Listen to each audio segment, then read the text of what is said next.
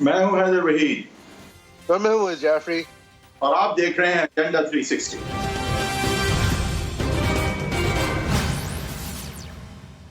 Welcome to agenda 360۔ اس show کا جولائی 2009 کے بعد سے یہ تقریباً 13 سال بعد ایک سلسلہ جو چلا، اس کا یہ آخری ہفتہ ہے۔ یہ آخری 2 شوز میں سے ہمارا پہلا شو ہے آف دا ویکینڈ، اور شاید یہ جانتے ہوئے اپوزیشن اور حکومت نے فیصلہ کیا کہ اس ہفتے کوئی بھی بڑی خبر نہیں منائیں گے، اور بیسکلی آغا سراج درانی صاحب آج جو ہیں وہ نیب کو سرنڈر کیے ہیں، لیکن ان کی کیا سٹوری ہے وہ تو ابھی سب جوڈس معاملہ ہے۔ اس کے علاوہ جو لیکن نیسیسری اور انٹرسٹنگ چیزیں ہیں وہ ساری ہماری معیشت سے اور ہمیں گھبرانا نہیں ہے سے ریلیٹڈ ہے، کہ جہاں اسٹاک مارکیٹ کریش کر گئی، ہائیبرڈ نظام کے چیمپئن بڑے بڑے علم برداروں کی طرف سے اعلان ہو گیا کہ اب گھبرانے کا وقت آ گیا ہے۔ اس کے علاوہ اس سب کچھ کی ریاکشن میں اسٹیٹ بینک آف پاکستان کی جو پالیسی سامنے آئی، اس کو لوگ جو فائنینشیل ایکسپرٹس ہیں وہ تنقید کر رہے ہیں کہ ایک تو دیر سے آئیں، جب آنی چاہیے تھی تو نہیں آئیں، انٹرسٹ ریٹس کی جو مینجمنٹ ہے وہ صحیح نہیں ہوئی، اسٹیٹ بینک کی طرف سے جو اعلانات ہوئے ہیں وہ صحیح نہیں ہوئے۔ اس کے اوپر اس کی وجہ سے اسٹیٹ بینک کے جو گورنر صاحب ہیں ان کی طرف سے ایک بہت میسو پی آر ڈرائیو ہوئی، اور سب کو وہ اپنی پوزیشن ایکسپلین کرنے کے چکر میں رہے، کتنی کامیابی سے کی اس کا نہیں پتا۔ اس کے علاوہ دوسری طرف ہم سنتے ہیں کہ حکومت کا ریاکشن کیا تھا۔ یہ کمر توڑ مہنگائی، کمر توڑ کرنٹ اکاؤنٹ ڈیفیسٹ جو اس مہینے کا سامنے آیا، ایک یوننگ گیپ سامنے آیا ہماری ایکسپورٹس اور امپورٹس کے درمیان ڈالر ٹرمز میں۔ روپی کے اوپر کنسسٹنٹ پریشر رہا، جو ڈالر شوکت ترین صاحب کے مطابق اس لیے چڑھ رہا تھا اس لیے کہ لوگ اس کے ساتھ پنجہ آزمائی کر رہے تھے ریاست کی فائنینشیل انٹیگریٹی کے ساتھ، اور وہ اپنا سبق سیکھنے والے تھے۔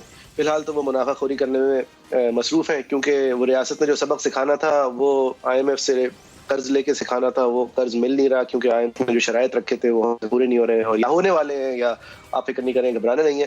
اور سعودی عربیہ نے جو ہمیں وہ والی خیرات دی ہے جو ہم کبھی لینے نہیں والے تھے اور بیگنگ بول توڑنے والے تھے، اس کے اوپر شرائط ایسی رکھی ہیں کہ اس سے بھی کوئی زیادہ انویسٹر کانفیڈنس نہیں آیا، اور ڈالر جو ہے وہ اپنی اونچی ترین سطح پہ آج کھڑا ہے۔ اس سب کچھ کے جواب میں ہماری حکومت کی آپ ذرا ریاکشن دیکھیں کہ انہوں نے کیا کیا۔ فورن امپورٹس آف گاڑیوں پہ پابندی لگا دی۔ اب یہ ایک خوبصورت چیز ہے جو کہ یہ حکومت کی انکیپسولیٹ کرتی ہے ہماری انداز حکمرانی، یعنی وہ ٹویٹر گورننس جو کہ اس حکومت نے ہمیں بہت بخوبی دی ہے، کہ کوئی ایک ایسی چیز کر دیں کہ جس کی تصویر دکھا سکیں، یا جس کا فیتا کاٹ سکیں، یا جس کا شور مچا سکیں، یا کسی اور کے اوپر اس حوالے سے گن ڈال سکیں۔ یہاں پہ میں یہ گاڑیوں کی امپورٹ کی بین کی مثال اس لیے دے رہا ہوں اس لیے کہ ہمارا جو پورا امپورٹ بل ہے اس کا 2% سے کم ہے گاڑیوں کا امپورٹ، تو بند تو کر دیا آپ نے، لیکن اس سے کوئی فرق نہیں پڑنے والا۔ فرق جن چیزوں سے پڑنے والا ہے اور جن کاموں سے پڑنے والا ہے اس کے اوپر کیا پروگرس ہے ہمیں نہیں پتا۔ بہرحال یہ ایک ایگزامپل تھا کہ ہم نیجک ریاکشن اور آپٹکس کی ریاکشن، کہ نہیں اب سے ہم اپنی بیلٹ ٹائٹن کریں گے تو کس طرح کریں گے، وہ ایک اور دفعہ سامنے آئی ہے۔ اور اس حکومت حسب معمول جس چیز پہ فوکسڈ ہے وہ ہے اپنے ایک نیریٹو ڈریون ایجنڈا، کہ اس ملک کے اندر پوری دنیا الیکشنز چوری کر لیتی ہے، بس یہ حکومت اور ان کے سپورٹرز نہیں کرتے، اور اس کی روک تھام کے لیے الیکٹرانک ووٹنگ جو ہے وہ ایک بہتر طریقہ ہے، جو کہ میری نظر میں ہے بہتر طریقہ کوائٹ فرینکلی۔ لیکن بجائے اس کے کہ آپ کنسنسس انکلکیٹ کریں، لوگوں کو اپنے ساتھ لے کے چلیں، یہ حکومت ایک روڈ رولر کے اندر اپنا یہ الیکٹرانک ووٹنگ مشین کا ایجنڈا لے کر آگے بڑھی ہے۔ اس نے اپوزیشن کو لایا، جس نے اعلان کر دیا ہے کہ اس کے اندر ابھی بہت سارے مسائل ہیں، ایک لمبی ڈیٹیلڈ کنسرنس کی لسٹ میں۔ الیکشن آئینی طور پہ الیکشن کمیشن کراتی ہے، تو یا تو کچھ چند انکل حضرات کے خواب پورے ہو جائیں اور ہم ایک آئین سے الگ ہٹ کے کوئی نیشنل سیکیورٹی کونسل کا سپرا کانسٹیٹیوشنل ڈھانچہ بنا لے، لیکن جب تک کہ آئین پاکستان میں رائج ہے، جب تک یہ فیصلے تو الیکشن کمیشن نہیں کرنے، آپ ان کو جتنی بھی باتیں سنائیں اور پھر بعد میں کنٹیمپٹ کی معذرتیں کریں۔ بٹ وحید صاحب، یہ الیکٹرانک ووٹنگ کے اوپر بات ٹھنی ہوئی ہے، دوسری طرف ڈبل ڈیجٹ مہنگائی بڑھی ہے، منتھ آن منتھ کوئی 8% مہنگائی بڑھی ہے، مڈل کلاس پسی ہوئی ہے، جو ورکنگ کلاسز ہیں ان کا تو اور بھی برا حال ہے ظاہر ہے، اور مبارک ہو گاڑیوں کی امپورٹ بند ہو گئی ہے، تو اب سارے مسئلے جو ہیں وہ ختم ہو جائیں گے۔ لیکن اس میں کوئی شک نہیں ہے، خاص کر جو چیزیں پرسیپشن ڈریون ہوتی ہیں، اور اکانومی میں زیادہ تر چیزیں جو ہیں وہ پرسیپشن ڈریون ہوتی ہیں اس میں. لیکن ہم اگر ہم دیکھیں اسٹاک مارکیٹ، ڈالر کا ریٹ، یہ کچھ بہت زیادہ جو افیکٹ ہوتی ہیں پرسیپشن سے، وہ چیزیں ہیں. اور اس کے حوالے سے جو نوز ڈائیو ہم نے دیکھی ہے روپے میں اور پھر اسٹاک مارکیٹ میں ایک ہی دن میں، وہ بیسکلی کیپچر کرتی ہے کہ اس وقت جو اعتماد کا لیول ہے وہ کیا ہے پاکستان کی معیشت میں. جبکہ آئی ایم ایف سے لون بھی اپروو ہوا ہے، سعودی عرب سے بھی جو ہے کچھ پیسے آنے کو ہیں حالانکہ، لیکن پھر بھی اعتماد کا لیول جو ہے وہ کچھ اس طرح سے ہے کیونکہ قیمتیں اس وقت جو ہیں وہ نقطۂ عروج پہ جاتی نظر آ رہی ہیں، اور کہیں بھی بات جو ہے وہ تھمنے کو نظر نہیں آتی کیونکہ بہت زیادہ ہم ڈریون ہیں نہ صرف کہ فورن پرائسز کے ساتھ جو کہ ہم ہیں، لیکن اس کے علاوہ جو مس مینجمنٹ کنٹریبیوٹ کرتی ہے یہاں پہ عام لوگوں کی مصیبتوں کو، اس سے بھی ہم نجات نہیں اپنے آپ کو دلا سکے ہیں. اور اس سارے پس منظر میں ہم دیکھتے ہیں کہ نہ کہ اس کا فائدہ سڑکوں پہ اپوزیشن اٹھائے، نظر یہی آتا ہے کہ شہباز شریف صاحب جو ہے نا، جعفری صاحب، وہ بالکل اب چاہ رہے ہیں کہ اس سسٹم میں رہتے ہوئے ہی ایک آپشن بنے. عمران خان صاحب مہنگائی اور سیم پیج کے پھٹنے کی وجہ سے انٹینیبل ہوتے جائیں، اور پھر شہباز شریف جو ہے وہ اسی نظام میں ووٹ کو کوئی بہت زیادہ عزت دلائے بغیر لیکن بیسک عزت دلاتے ہوئے کہیں نہ کہیں وہ ایک آپشن بن کے جو ہے وہ پرائم منسٹر بن جائیں. اس میں ان ہاؤس چینج پہلا راستہ ہو سکتا ہے، اور آگے اگر تو بات اس طرف جاتی ہے، خان صاحب جو ہے وہ ڈیزالو بھی کر سکتے ہیں اسمبلیز اگر اس طرح کا پریشر ریئلسٹک بن گیا. اور ظاہر ہے ریئلسٹک یہ کوئی پی ڈی ایم کی وجہ سے نہیں، سیم پیج پھٹنے کی وجہ سے زیادہ چانس ہے بننے کا اگر اس طرف بات لے کے جاتی ہے. کیونکہ ہم دیکھتے ہیں مہنگائی اور باقی چیزوں میں وہ ایجیٹیشن سڑکوں پہ جو بڑا لانگ مارچ اور بڑی باتیں ہوئی تھیں، وہ اس کو بالکل بھی شہباز شریف صاحب پرسو کرتے نظر نہیں آ رہے ہیں. تو میں اس سے یہی سمجھوں گا کہ وہ امید دیکھ رہے ہیں کہ اسی طرح نوز ڈائیو اگر رہی تو خان صاحب جو ہے وہ سیم پیج جو ہے وہ اور پھٹتا ہوا دیکھیں گے، اور ساتھ ہی ساتھ جو ان کی حکومت ہے، ان کے جو ایلائز ہیں، وہ اس پھٹتے ہوئے صفحے کے ساتھ ان سے علیحدہ ہوتے ہوئے نظر آئیں گے، اور ایک ان ہاؤس چینج کی طرف بات جا سکے گی. یہ بہرحال شہباز شریف صاحب کی کچھ اسٹریٹجی نظر آتی ہے کیونکہ وہ بالکل بھی ایجیٹیشن کی طرف اور مہنگائی کے حوالے سے جو ہے وہ اس ٹف ٹائم حکومت کو اس طرح سے نہیں دینے کو تیار. ظاہر ہے نیوز کانفرنسز ہو رہی ہیں، خاقان عباسی صاحب نے بھی کی اور پارلیمان میں بھی اسپیچز ہو جاتی ہیں، لیکن وہ اسٹریٹ لیول کا پروٹیسٹ نہیں ہے. اور I think that is quite telling کہ آگے اب گوئنگ فارورڈ اسٹریٹجی اپوزیشن کی کیا ہوگی. اینڈ میرا نہیں خیال کہ یہ اب سڑکوں سے حکومت کو ہٹانا اس وقت کوئی آپشن ہے جو نظر آ رہا ہے. ای وی ایم کا میرے خیال سے ایک لٹمس ٹیسٹ ہوگا کہ اگر الیکشن کمیشن اس کو اپروو کسی طرح کر دیتی ہے فار لوکل گورنمنٹ الیکشنز ان پنجاب، تو یہ ایک بڑا جو ہے وہ ایک بہت بڑا اسٹیپ ہوگا towards obviously E V M being implemented in the general elections. مجھے تو اس وقت مشکل لگ رہا ہے کہ یہ پروکیورمنٹ ہی اس طرح انفراسٹرکچر کی کس طرح ہو سکے گی، اور یہ کس طرح سے ٹیکنیکلی جو ہے جال بچھایا جا سکے گا کہ ای وی ایم جو ہے وہ مؤثر طریقے سے استعمال ہو. اور تو میں چاہوں گا کہ اگر اس نے استعمال ہونا ہی ہے جنرل الیکشن میں تو جعفری صاحب پہلے ایک ٹیسٹ رن تو ہو. تو اگر تو ہم دیکھتے ہیں کامیابی سے یہ ہو جاتا ہے لوکل گورنمنٹ الیکشن میں، جو مجھے نہیں لگتا کہ ہو بھی پائے گا، لیکن اگر ہو جاتا ہے تو پھر یہ کیس بن جائے گا کہ جنرل الیکشن میں بھی اس کو استعمال کیا جائے. بٹ اگین یہ بات مجھے بہت زیادہ پروبیبل نہیں لگتی، بٹ آف کورس پاسبل تو کچھ بھی ہو سکتا ہے.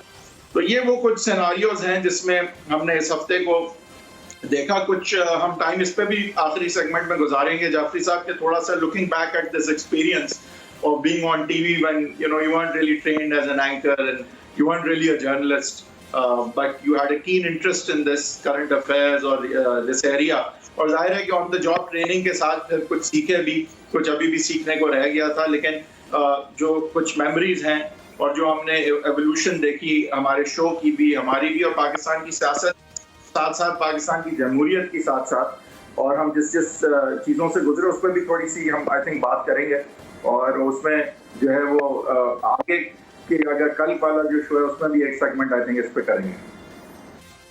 رائٹ، شور. اور یہ شہباز شریف صاحب کی آپ نے اپوزیشن کی بات کی، وہ فضل الرحمان صاحب کہاں ہیں؟ وہ جو ہر ونٹر آ کے حکومت گرا رہے تھے. اور مریم نواز صاحبہ کہاں ہیں؟ اور بلاول صاحب وہ کیا ہو رہا ہے؟ وہ ان ہاؤس چینج کے تو شاید سب سے بیسٹ کینڈیڈیٹ بھی بلاول صاحب تھے. تو میرے خیال سے یا تو آپ یہ سمجھیں کہ اتنا برا معیشت کی صورتحال ہے کہ اس وقت واقعی میں کوئی انہیں گرانا نہیں چاہتا، کیونکہ اب اس کو سارٹ آؤٹ کر کے ہی نکلے تو نکلیں، پھر دیکھیں گے، کیونکہ جو بھی آئے گا وہ بھی انپاپولر ہوگا. ہمارے اخراجات بہت زیادہ ہیں، چاہے وہ ہمارے دفاعی اخراجات ہوں یا جو بھی ہے، اس کو پورا کرنا جو ہے وہ اب انہی پہ چھوڑ دیں. ایک چیز کو ہمیں مس نہیں کرنا چاہیے کہ اگلے سال کچھ اہم فیصلے ہونے کو ہیں، اور وہ ایسے پیوٹل موڑ ہیں اس رجیم اور اس ٹینیور کے لیے کہ جو آر یا پار ہو سکتے ہیں آئندہ کی سیاست کے حوالے سے. تو میرے خیال سے اگلا سال جو ہے وہ بہت زیادہ پولیٹیکلی چارج مجھے نظر آتا ہے، اور میرے خیال سے یہ جو ابھی ہم سیڈیشن دیکھ رہے ہیں یہ بہت عارضی ہے. میرے خیال سے آگے جا کے کہیں نہ کہیں یا تو یہ پیٹ جڑ جائے گا، لیکن اگر یہ جڑا نہیں تو پھر مزید پھٹے گا، اس طرح نہیں رہے گا، تھوڑا سا پھٹا ہوا نہیں رہے گا میرے خیال سے. صحیح ہے بھائی صاحب یہ، لیکن اگر اگلے سال کی تیاری کرنی ہے تو سیاسی ماحول گرم کرنے کے لیے یہی مہینے ہوتے ہیں، دسمبر، جنوری، فیبرری، مارچ کے اندر آپ نے جو بھی کرنا ہوتا ہے کرتے ہیں، کیونکہ موسمیاتی طور پر بھی یہ ایونچوئل پاسبلٹیز کی ونڈوز ہوتی ہیں. پھر ورنہ آپ سیاست کرنے کے جون جولائی میں نکلیں گے تو پھر تو اچھی بات کی، اور یہ بات اسی طرف اشارہ کرتی ہے جو میں نے بھی تھوڑا بات کی کہ دیکھیں میرا نہیں خیال کہ سڑکوں سے خان صاحب کو ہٹانا اب کوئی آپشن ہے جس کو پرسو بھی کیا جا رہا ہے، کیونکہ اس دفعہ جو اگر تو ہم کسی بھی ان ہاؤس چینج یا کسی بھی تبدیلی کی طرف گئے تو میرا نہیں خیال وہ سڑکوں یا دھرنوں یا لانگ مارچ سے اب ہونے لگی ہے. تو اب کیونکہ اگر ہوگی تو وہ پچھلے سال والا سیناریو سے نہیں، اگر صحیح ہے. صحیح ہے. اچھا ہم یہ کور کرنا بھول گئے تھے، اور رانا شمیم صاحب کی پیشی ہوئی، تو یہ میرے خیال سے پاکستان کی ہسٹری میں اس سے بہتر یا پھر اس سے زیادہ بیزار representation of advocacy and the judiciary مجھے نہیں یاد کہ کبھی ہوئی ہو. ایک بیان حلفی آیا جو کہ انصار عباسی صاحب نے ویریفائی کیا رانا شمیم صاحب سے، جو کہ چیف جج رہے ہیں گلگت بلتستان کے، جو کہ میاں صاحب کے بھی دوست ہیں، ان کے صاحبزادے اور وکیل کے مطابق، اور وہ جو کہ ایک بہت عمدہ پوسٹ پہ ایک پبلک یونیورسٹی میں یا پرائیویٹ یونیورسٹی میں سندھ میں بھی ہیں، جس کے مراد بھی ٹھیک ٹھاک کافی ہیں. یہ ایک رپورٹر کی سٹوری ہے. وہ وہاں جاتے واتے کتنا ہے وہ ایک الگ بات ہے، لیکن ان کے صاحبزادے نے کنفرم کیا کہ جی ٹھیک ہے یہ ایفیڈیوٹ ہے، لیکن میرے والد صاحب سے پوچھیں مجھے نہیں پتا. تو والد صاحب جب آئے آخرکار تو انہوں نے کہا یہ ایفیڈیوٹ کا مجھے بھی نہیں پتا. دیکھیں پاکستان کے اندر آپ کی کہانیاں یو کانٹ میک دس اپ. ایک چیف جج صاحب ہیں جو کہ اپنے ایک کوئی بین الاقوامی دورے کے اندر لندن چند دنوں کے لیے رکے ہیں، اور ان دنوں کے اندر انہوں نے ایک بیان حلفی ریکارڈ کیا ہے جو کہ اس وقت کے chief justice of Pakistan Saqib Nisar صاحب پہ تہمت لگاتا ہے. اور کیوں ریکارڈ کیا ہے؟ ان کے صاحبزادے اشارہ کرتے ہیں دیکھیں ان کی دوستی تو نواز شریف صاحب سے ہے. اچھا سب کے باوجود وہ ایفیڈیوٹ لے کے وہ جب واپس آ جاتے ہیں تو جب کورٹ میں بلایا جاتا ہے تو پہلے تو ان کے بیٹے جو ہیں وہ لا علمی کا اظہار کر رہے تھے کہ دیکھیں جی آپ میرے والد صاحب شمیم صاحب سے پوچھیے گا.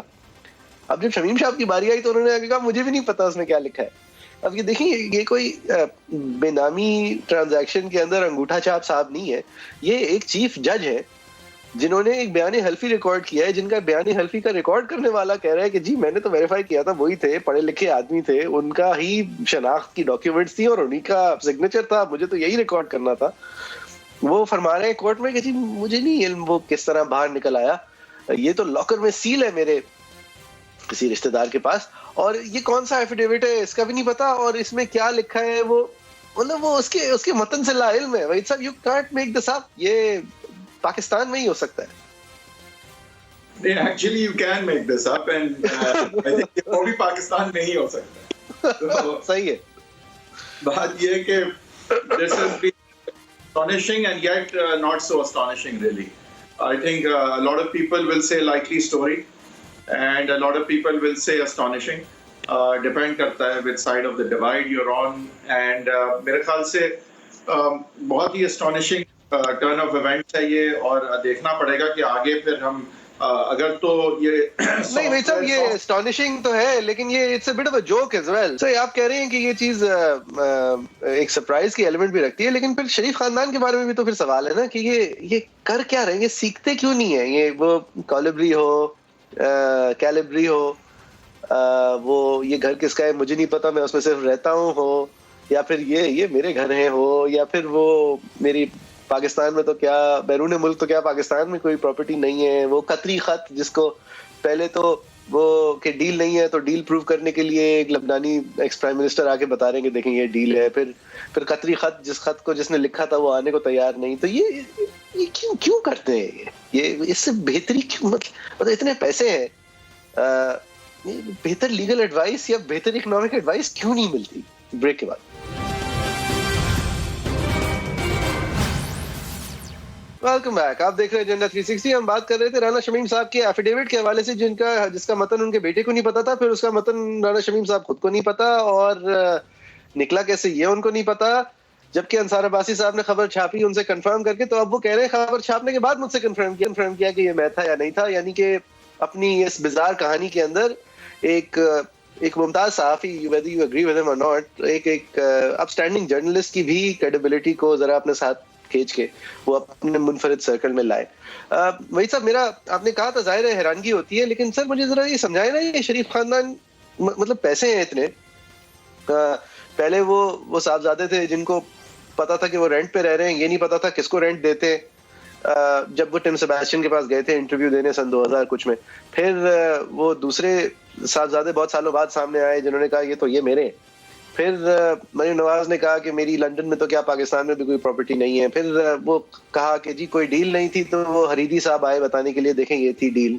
پھر وہ قطری خط آ گیا، پھر وہ قطری خط غائب ہو گیا، پھر وہ قطری خط لکھنے والا جو ہے وہ آنے کو تیار نہیں تھا وعدہ کرنے کے لیے حلف پہ کہ اس نے لکھا تھا. تو میرا ایک ذرا عمومی سوال ہے کہ یہ لیگل ایڈوائس پہ پیسہ خرچ کرنا چاہتے نہیں ہیں، یا پھر ان کو مزہ نہیں آتا جب تک کہ ایک مسئلہ نہ بن جائے قانونی طور پہ کوئی چیز، جس کے جب اس کے بعد پھر وہ سوچنا شروع کرتے ہیں. یہ کیا مسئلہ کیا ہے؟ یہ رانا شمیم صاحب سے اگر یہ کروانا تھا 3 سال بعد کروانا تھا. نہیں دیکھیں، جب یہ ایفیڈیوٹ آیا تھا تھوڑا کر لیتے کیا بندہ کس طرح گئے. جی اگر جب یہ ایفیڈیوٹ آیا تھا تو جس طرح سے بھی آیا تھا اس کو آبویسلی اپنی دلیل کو مضبوط کرنے کے لیے استعمال کرنا جو ہے وہ تو آبویسلی بہت ٹیمپٹنگ تھا. اینڈ اگین کسی بھی طرح آیا تھا، چاہے وہ اس کے پیچھے تھے نہیں تھے جو بھی تھا. لیکن آگے رانا شمیم صاحب جو کہ اس ایفیڈیوٹ کو شروع میں اون کرتے نظر آئے اور انہوں نے کہا کہ میں اس کے پیچھے کھڑا ہوں. ان کا سافٹ ویئر اپڈیٹ جو ہوا ہے یہاں یہ بھی تو ایشو ہے نا. آپ جو ہے وہ دانش مندی شریف خاندان کی جو ہے اس پہ تو سوال اٹھا رہے ہیں، لیکن ساتھ ساتھ دانش مندی آپ کو اس لیے نہیں نظر آ رہی نا کیونکہ رانا شمیم کی بات بدل گئی ہے. نہیں دیکھیں، دانش مندی کا حصہ بھی یہ ہوتا ہے نا کہ آپ اس طرح کے لوگوں کے اندر پھر اس طرح کی انویسٹمنٹ اور ان کے کندھوں پہ اتنی بڑی فائر نہیں کھولتے نا.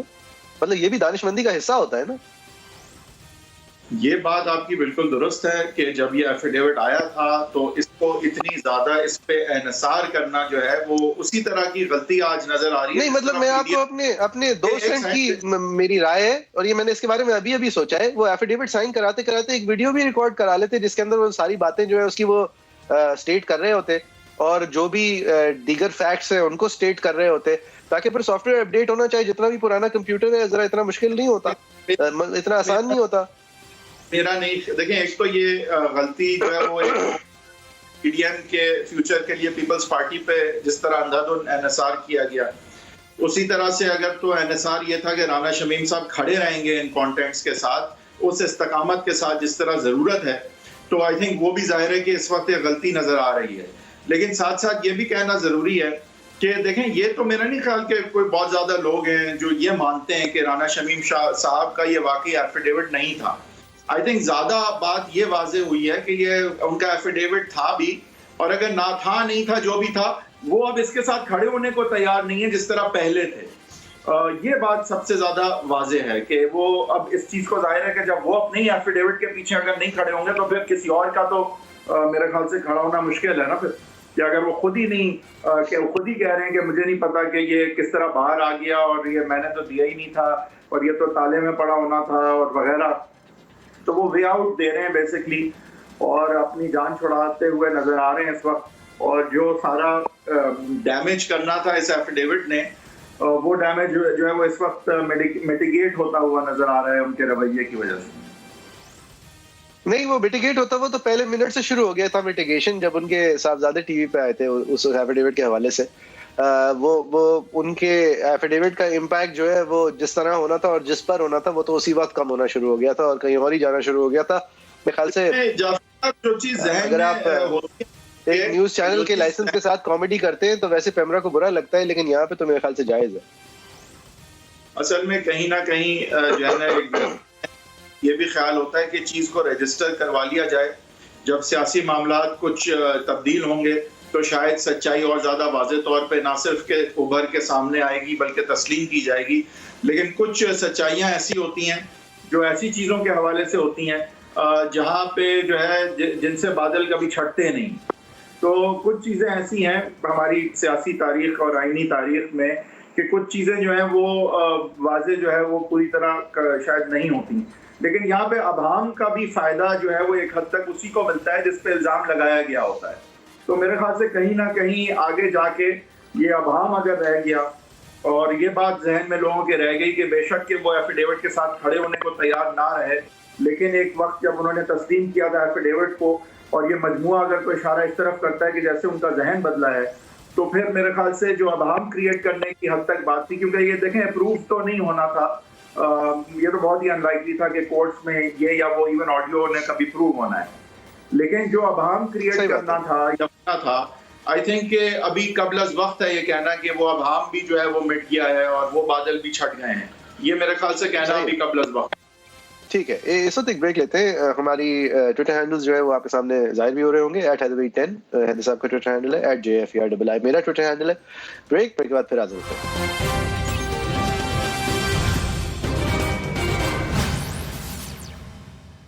Welcome back. آپ دیکھ رہے ہیں ایجنڈا 360. ہم بات کر رہے تھے معیشت کے حوالے سے. معیشت سے ہم راجہ شمیم صاحب کی طرف چلے گئے کیونکہ ہر شو کے بیچ میں ایک ریلیف کا ایلیمنٹ ہونا چاہیے, makes for good television. اب ہم واپس ذرا معیشت اور اس کے اوپر تنقید اور اپوزیشن کس طرح اپوزیشن کر رہی ہے کی بات کرتے ہیں.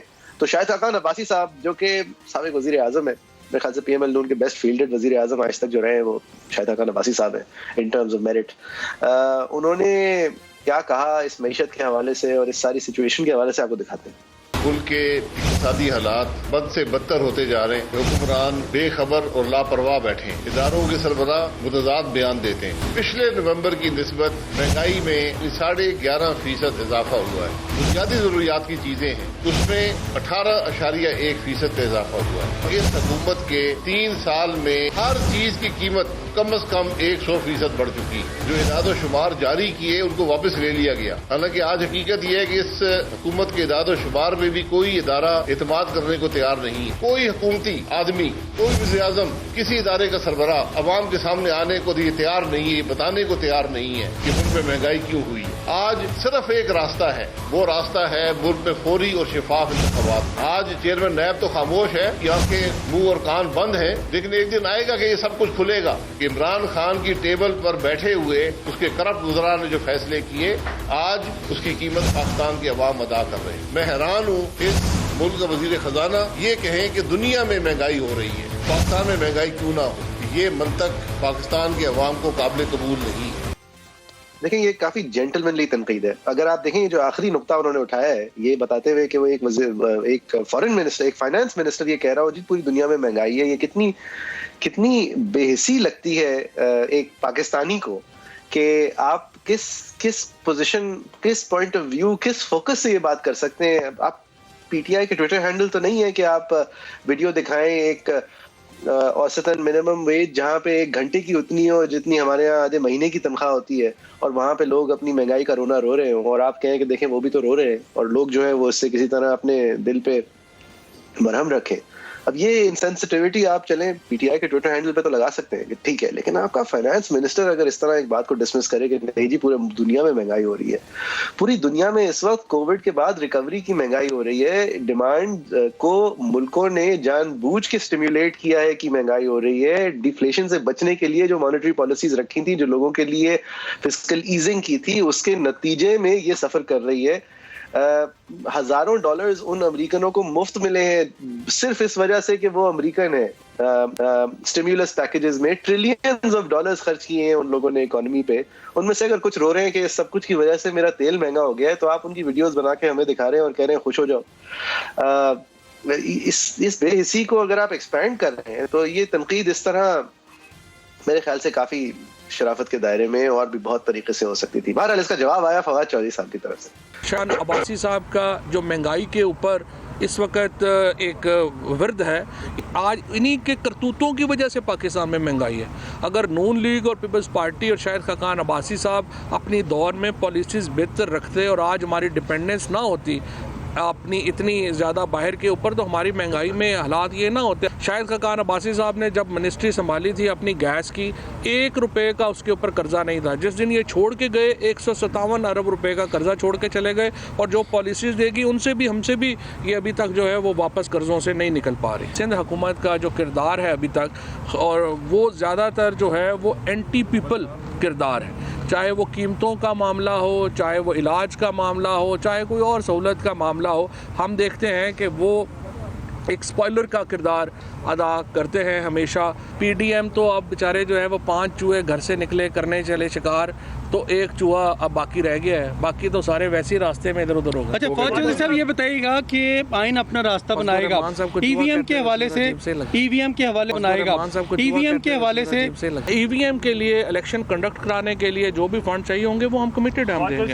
یہ مجھے میری سمجھ سے فواد چودھری صاحب نے جو انرجی کی منسٹری, پیٹرولیم کی منسٹری شاہد خاقان عباسی کے زمانے میں جب تھی, اس کے اوپر جو تنقید کی ہے, اس سے فواد چودھری صاحب بھی تنقید کر سکتے ہیں. کیونکہ کانٹیکسٹ اگر آپ دیں گے کہ وہ اربوں روپے کا قرض کیوں چڑھا تھا یا خرچے کیوں ہوئے تھے, اس وقت کی LNG پالیسی کی وجہ سے اس وقت پاکستان کے اندر 3000 میگا واٹ کا جو ڈیفیسٹ تھا پاکستان کی بجلی کے اندر, جو کہ جس کی وجہ سے سینکڑوں ارب روپے کی مینوفیکچرنگ اور سینکڑوں ارب روپے کی بزنس اپرچونٹی تھی ہی نہیں, کیونکہ اندھیرے تھے. اس کو پورا کرنے کے لیے اس وقت کی پیٹرولیم پالیسی تھی, اس وقت کی LNG پالیسی تھی, اس وقت کے LNG ٹرمینلز گیسیفائی ہوئے تھے, اس وقت کے کانٹریکٹس بنے تھے. اس بیسس پہ شاہد خاقان عباسی صاحب کو اس وجہ کے باوجود کہ وہ نواز شریف نہیں ہے, وہ کوئی شریف نہیں ہے, ان کو نوازا گیا تھا with the prime ministerial seat. اور یہ جو آج سرپلس ہے انرجی کا, جس کی وجہ سے آپ بجلی کا, جس کی وجہ سے اگر LNG اتنی تاریخی طور پہ اور انپریسیڈنٹ ویسے ان لیولز پہ نہیں ہوتی, جس کی وجہ سے آپ اگلے 5 سال تک ایک پرو الیکٹرک پالیسی لا سکتے ہیں اور آپ کو گیس کے اوپر اتنا اور فائنس آئل کے اوپر اتنی ریلائنس نہیں ہونی تھی. یہ سب اس وقت کی پیٹرولیم منسٹری کی پلاننگ اور اس کی پائپنگ اور اس کے ٹرمینلائزیشن کی وجہ سے ہے.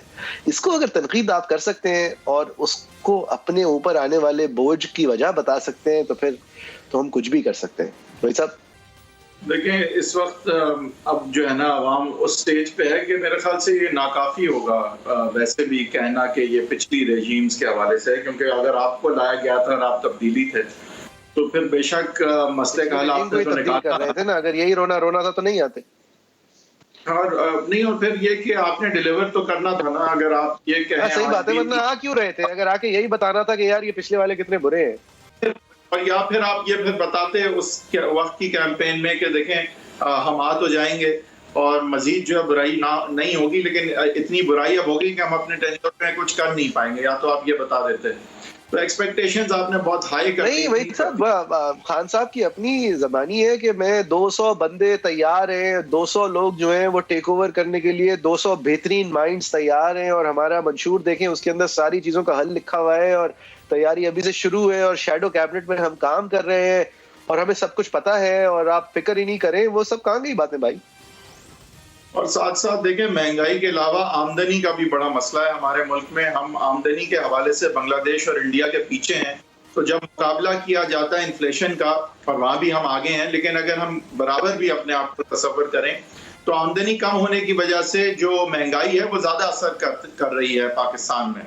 تو اوور آل پکچر میں جو ہے وہ اس وقت جو اصل بات ہے کہ کوالٹی آف لائف جو ہے 30,000 روپے جو پہلے خریدتے تھے وہ 30,000 روپے آج نہیں خرید رہے, اور سگنیفیکنٹ کمی آئی ہے. 30-40% کی کچھ کہیں گے کہ کمی آئی ہے.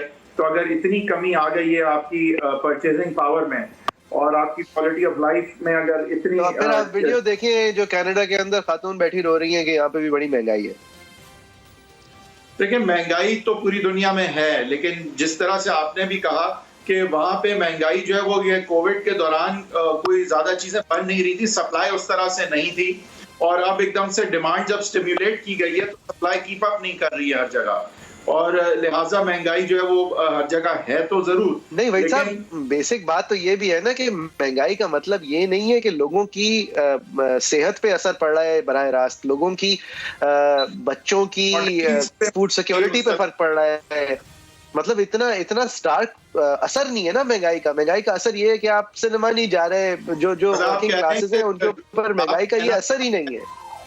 آپ کہہ رہے ہیں کہ گوچی اور ایل وی اگر مہنگا ہو گیا ہے تو وہاں پہ جو ہے وہ عام اشیاء اور یوٹیلیٹیز جو ہے اس کی وجہ سے لوگ جو ہے وہ مارے نہیں جا رہے. لیکن نہیں، جو لوگ یوٹیلیٹیز دیکھیں، میں ان کے عمرہ کی بات نہیں کر رہا، لیکن جو ان کی ورکنگ کلاسز بھی ہیں ان کی انٹرٹینمنٹ ایکسپینڈیچر پہ اثر آ رہا ہے، یا پھر اگر ان کے day to day buying and budgeting پہ بھی اثر آ رہا ہے تو اس کا اثر اتنا سٹارک نہیں ہے کہ آپ دوائیاں نہیں خرید پا رہے یا آپ کے بچوں کی فوڈ بیلنس ختم ہو گیا ہے. مطلب اس طرح کی سچویشن نہیں ہے جو کراچی، پاکستان، پورے پاکستان میں ہو رہا ہے. یہاں پہ ہم چیز دیکھی ہے کہ خان صاحب جو ہیں وہ اربن لوور مڈل کلاس اور مڈل کلاس کے بلبوتے پہ اربن مینیفیسٹو پہ لارجلی جو ہے وہ اور اربن ایشوز پہ لارجلی جو ہے وہ پاور میں آئے تھے، اور پھر باقی انہیں رورل ایریاز میں الیکٹیبلز وہ مل گئے تھے کہ یہ پوری کہانی ان کی جو ہے وہ بن سکی.